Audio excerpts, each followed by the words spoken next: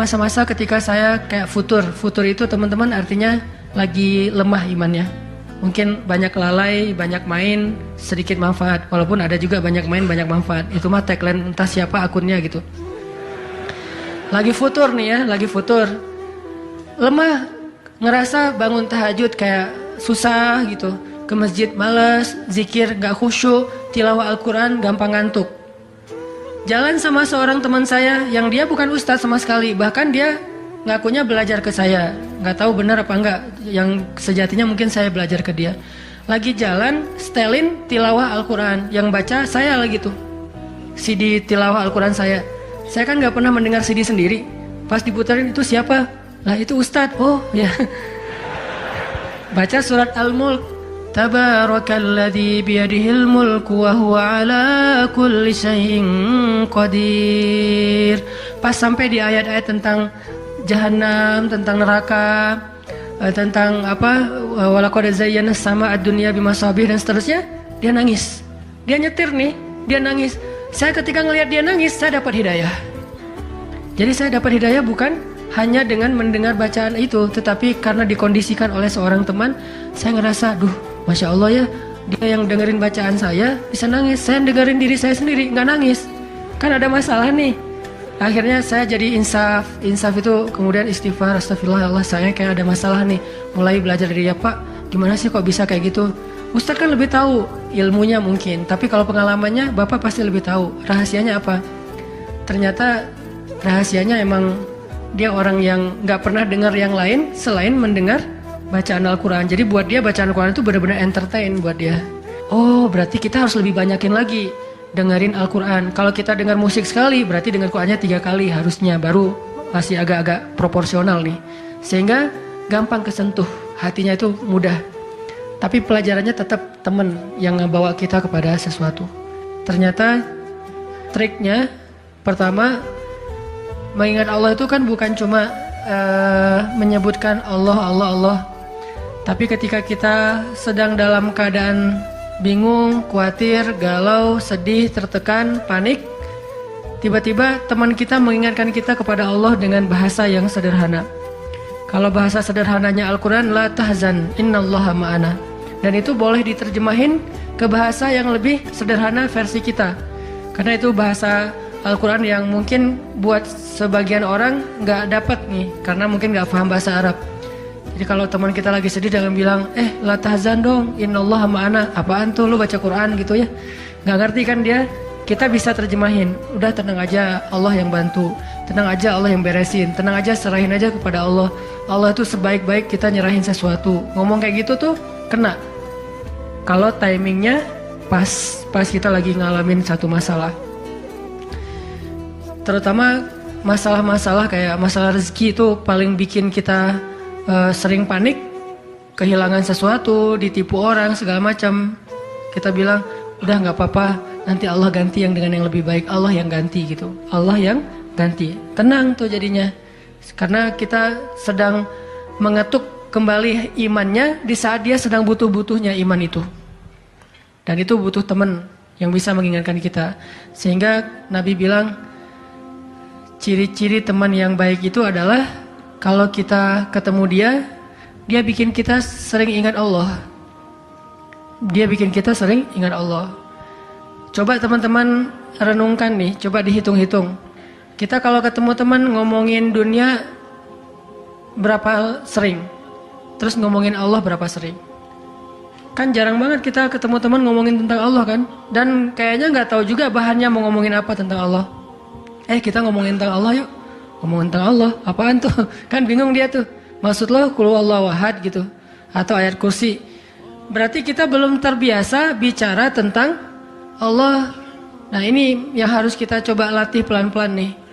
Kita lihai banget nih, bisa smooth banget masuk ke tema tentang dunia.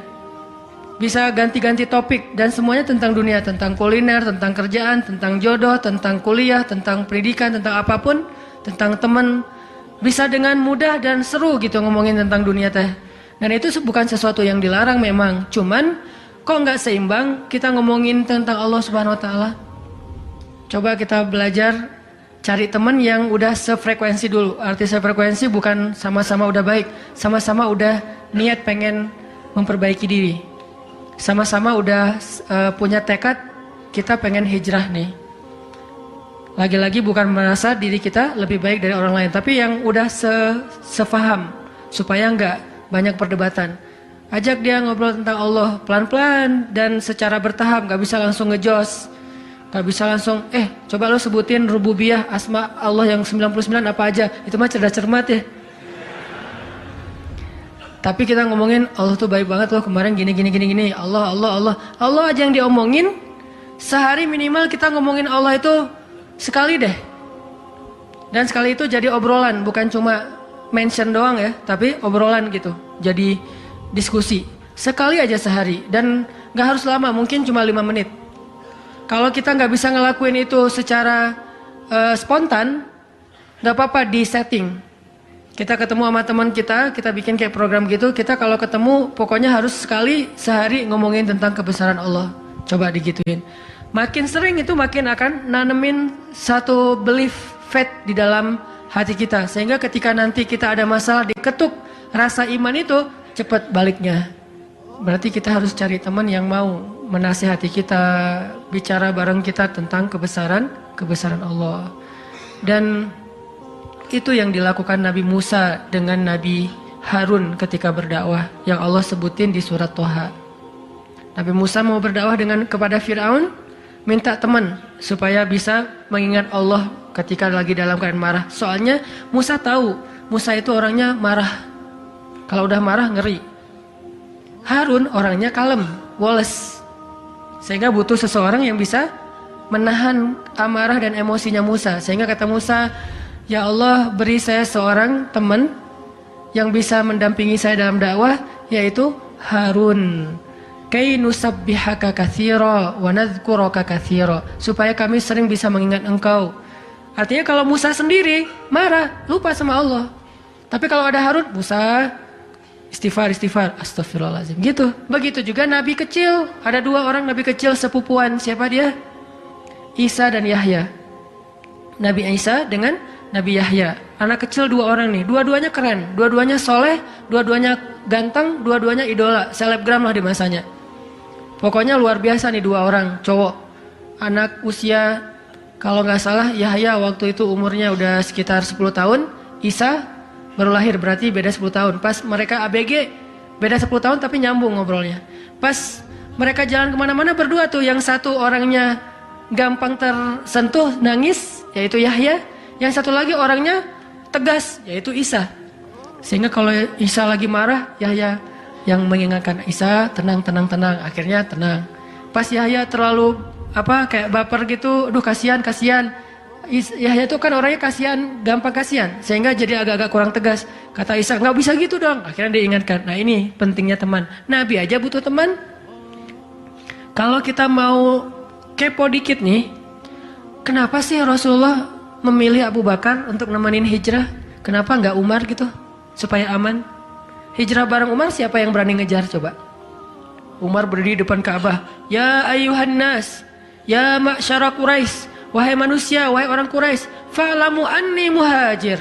Ketahuilah saya pengen hijrah, kata Umar. Siapa yang pengen istrinya jadi janda, anaknya jadi yatim, tunggu saya di balik bukit itu. Ada yang berani? Diam semuanya. Coba Rasul kalau hijrah bareng Umar, enak kan? Wahai orang-orang Quraisy, wahai manusia, saya sama Rasul nih mau hijrah. Siapa yang berani nunggu saya di balik bukit itu? Kalau enggak dia akan hilang kepalanya. Enggak ada yang berani kan? Kenapa Rasulullah milih orang yang lemah seperti Abu Bakar? Udah kurus, lemah, dan kaumnya kabilah yang lemah, Bani Taim. Bani Taim itu lemah kabilahnya, enggak seperti kabilahnya Umar bin Khattab. Kenapa bukan Umar? Kenapa bukan Hamzah? Hamzah itu pemanahnya para sahabat, pemanahnya orang-orang Mekah. Dan juga nggak ada yang berani sama Hamzah. Hamzah mukul Abu Jahal di depan orang banyak, nggak ada yang berani balas. Ketika Abu Jahal mukulin Rasul lagi sholat depan Ka'bah, Nabi lagi sholat digebukin sama Abu Jahal. Dibelain sama Abu Bakar ikut digebukin. Akhirnya wajah Abu Bakar itu nggak dikenali lagi, saking babak belur. Itu digebukin sama Abu Jahal dan teman-temannya. Ketika Hamzah dengar berita itu, langsung Hamzah pergi ke tempat orang-orang ngumpul, dicari mana Abu Jahal, dipukulin sama sama Hamzah sekuat-kuatnya sampai berdarah-darah Abu Jahal, tapi orang Quraisy nggak ada yang berani balas. Saking terpandangnya Hamzah. Kenapa nggak dengan Hamzah, pamannya sendiri? Atau kenapa nggak dengan Utsman gitu, yang kaya raya, yang bisa memberikan fasilitas VIP untuk Rasulullah, naik mobilnya Alphard apa gitu, nyaman hijrah. Kenapa Abu Bakar yang udah jatuh miskin, fisiknya lemah, kabilahnya tidak dipandang? Kenapa? Karena Abu Bakar itu yang paling solih di antara semua sahabat. Jadi pilihannya kesolihan, bukan kekuatan fisik. Kenapa? Kesolihan itu bisa menutupi kekuatan fisik yang kurang. Kenapa? Allah yang maha kuat. Kesolihan bisa menutupi kurangnya harta, Allah yang maha kaya. Kesolihan bisa menutupi kekurangan dari dukungan kabilah, Allah lebih banyak lagi dukungan dari langit dan bumi. Yang dicari oleh Rasulullah itu adalah teman yang soleh. Ya Abu Bakar, temani saya hijrah. Siap ya Rasulullah. Hasilnya apa? Dikejar-kejar sama orang Quraisy karena mereka nggak takut dengan Abu Bakar. Tapi ketika mereka mau ketemu dengan Rasulullah dan Abu Bakar di dalam gua, Allah palingkan wajah mereka dari melihat ke bawah kaki mereka. Allah punya banyak cara. Ada ulama yang bilang bukan cuma dipalingkan, tapi tiba-tiba merpati bikin sarang di situ laba-laba. Walaupun ada perdebatan di antara ulama ini hadisnya sahih atau enggak, yang jelas, yang pasti nih Allah melindungi mereka dengan banyak cara sehingga nggak bisa ditangkap. Allah yang bertindak. Jadi butuh teman yang soleh. Walaupun nanti kenyataannya teman yang soleh ini malah ditenangkan oleh Rasulullah, bukan Rasulullah ditenangkan oleh dia gitu. Kan nyari teman yang soleh biar bisa menenangkan nih. Ternyata pas ada masalah, Rasulullah gimana? La tahzan, innallaha ma'ana, tenang, udah beres. Bisa nggak kita coba latihan ini? Kalau kita berteman dengan seseorang, niat kita pengen saling mengingatkan, wa tawasau bil haq, yaitu mengingatkan tentang Allah, wa tawasau bis sabr. Itu kayak gitu tuh ayatnya. Pertama hak dulu, kedua sabar. Kalau nasihatnya udah benar, insya Allah sabar. Jadi kalau kita pengen menasihati teman kita atau dinasihati oleh teman kita supaya lebih kuat, bisa tough, bisa survive dalam masalah, minta dia menasihati kita al-haq. Dan siapa al-haq?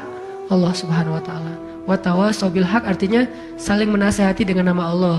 Udah serahin aja sama Allah. Allah itu maha ini sebutin dengan bahasa sederhana. Langsung sabar jadinya. Langsung lebih kuat, lebih tenang.